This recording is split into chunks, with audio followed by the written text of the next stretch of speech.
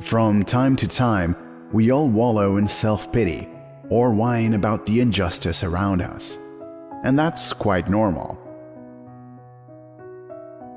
Moments exist, however, when, even after a great weekend, these oppressive thoughts keep coming back, and friends call less and less frequently for fear of being on the receiving end of a flood of incessant complaints. There are a number of reasons you are unable to shake off these blues. Number 1. You don't know how to let go of traumatic events, and you know that the past can be too hard to carry with you everywhere. Number 2. You often tell others about your troubles, hoping for sympathy. But folk wisdom says, by complaining, a man goes down, and no one will lift a downcast person.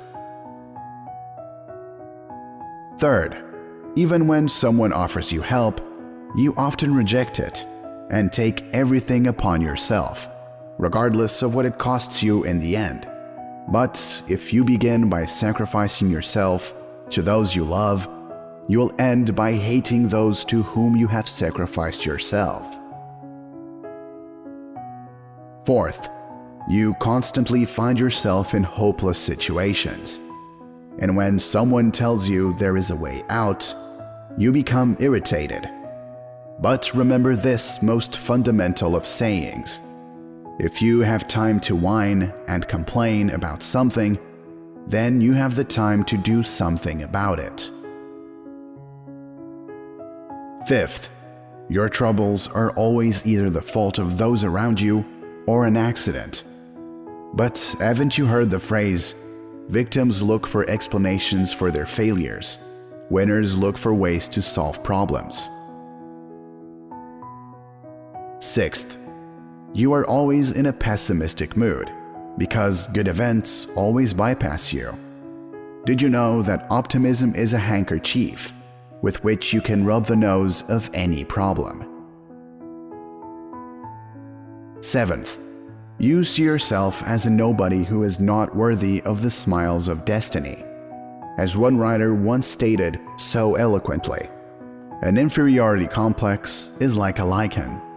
It starts with a small spot before covering the entire body. Are you willing to let this feeling consume you?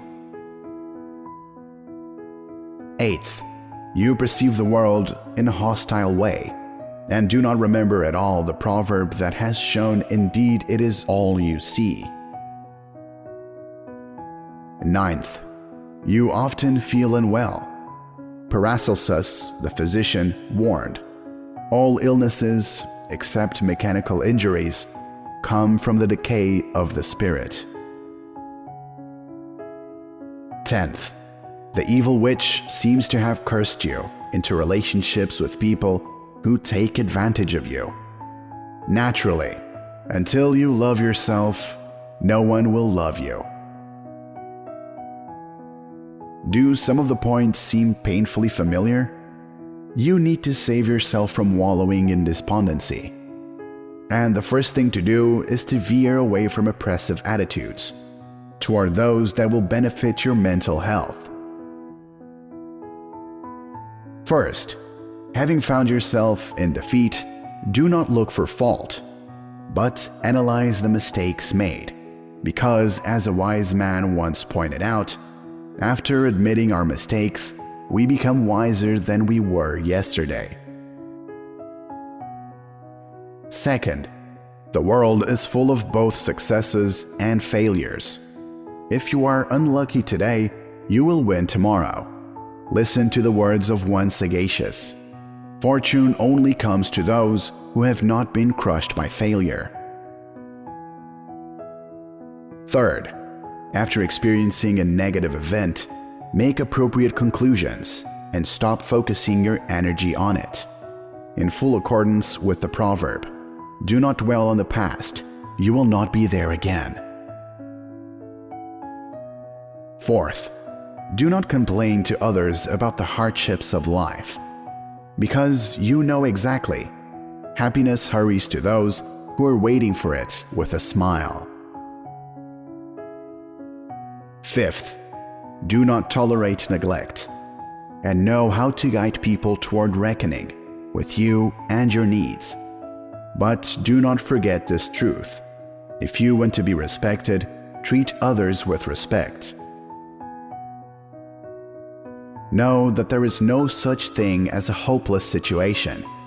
Even this riddle, if there is no way out, go out through the entrance, bears truth to it. Know that life is not always kind to you, but never stop believing in the best. Mother Teresa once said, "The more love, wisdom, beauty, and goodness you discover in yourself, the more you will notice them in the world around you."